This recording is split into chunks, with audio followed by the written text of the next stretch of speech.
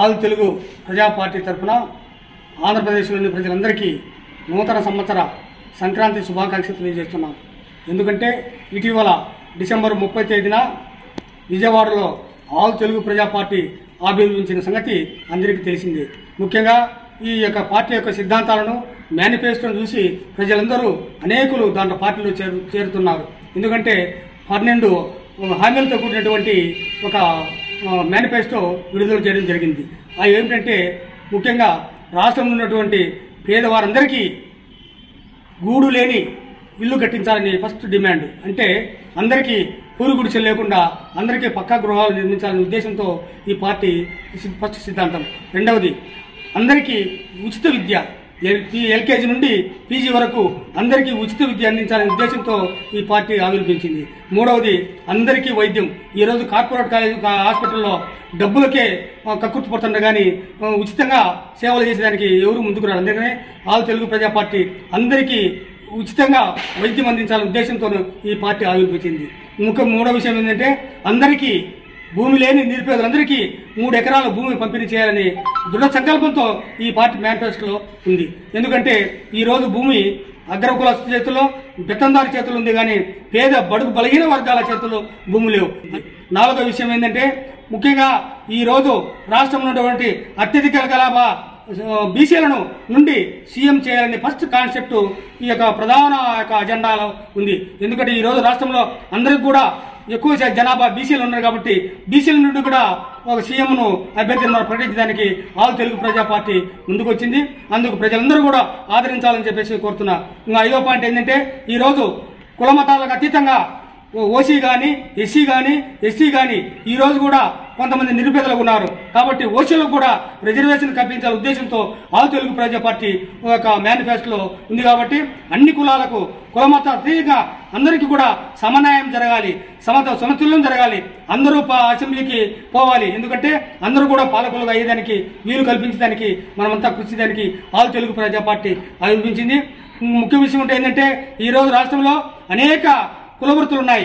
ఆ కులవృత్తులు ప్రోత్సహించడానికి ఈరోజు కూడా ప్రభుత్వ పాలకులు ఏం చేసినట్టే కార్పొరేషన్లు పెట్టేలా కానీ ఆ కార్పొరేషన్ వల్ల ఎటువంటి దమిడి రూపాయి లేకుండా నిర్విరామంగా ఉన్నాయి. అట్లా కాదు, అన్ని కులాల వారికి కులవృత్తులు ప్రోత్సహించడము, వాళ్ళకి సబ్సిడీ ఇవ్వడము, ముఖ్యంగా పేద బడుగు బలహీన వర్గాల వారికి 10 లక్షల రూపాయలతో, ఎందుకంటే పూచికత్తు లేకుండా 10 లక్షల రూపాయలతో వాళ్ళు బతికేదానికి ఒక ప్రణాళిక సిద్ధం చేయడం జరిగింది.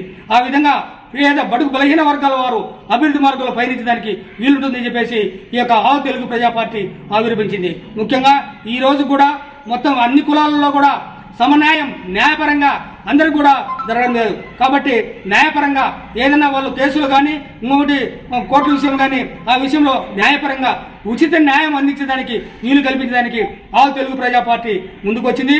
అందుకు ఇవన్నీ కూడా 12 హామీలతో 9 నవరత్నాలతో ఈ యొక్క ఆల్ తెలుగు ప్రజా పార్టీ ముందుకు వచ్చి ప్రజల్లోకి దూసుకుపోతుంది.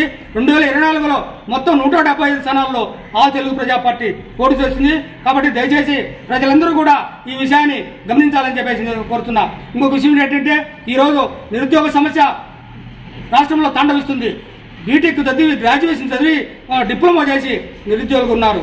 నిరుద్యోగ సమస్యను తీర్చడానికి, ప్రతి ఒక్కరికి ఉపాధి కల్పించడానికి, వారికి అన్ని విధాలా ప్రోత్సహించడానికి ఈ ఆల్ తెలుగు ప్రజా పార్టీ ముందుకు వచ్చింది.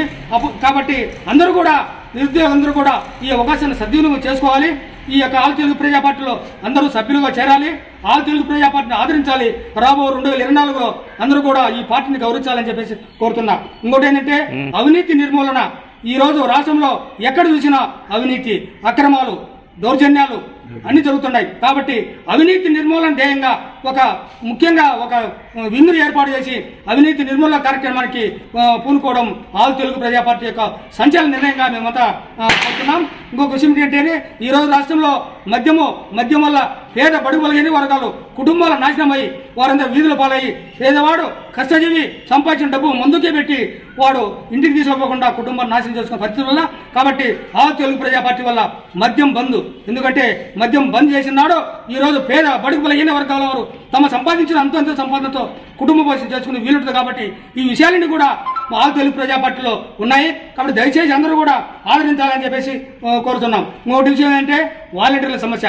నిజంగా ఈరోజు వాలంటీర్లు అనేవారు గ్రామాల్లో ఉన్నప్పటికీ పార్టీ పరంగా పనిచేస్తున్నారు, కానీ నిజంగా నికృష్టంగా పనిచేయడం లేదు. కానీ వాలంటీర్ వ్యవస్థ ఒక పార్టీకి సంబంధం లేకుండా, కులాలకు సంబంధం లేకుండా కులరహితంగా వాళ్ళు స్వచ్ఛందంగా పనిచేస్తే వాళ్ళు కూడా గౌరవతను పెంచి రాష్ట్ర అభివృద్ధికి, ముఖ్యంగా పార్టీ అభివృద్ధికి కృషి చేయడానికి వీలుంటుందని చెప్పేసి మీ అందరికీ సవినయంగా మనం చేస్తున్నాం. ఎందుకంటే ఈరోజు వాళ్ళకు కూడా సబ్సిడీతో రుణాలు ఇచ్చేదానికి, వాళ్ళను కూడా బడుగు బలహీన వర్గాలను అభివృద్ధి మార్గంలో పయనించడానికి అందరూ కూడా కృషి చేయడానికి ఈ పార్టీ యొక్క ముఖ్య సిద్ధాంతం.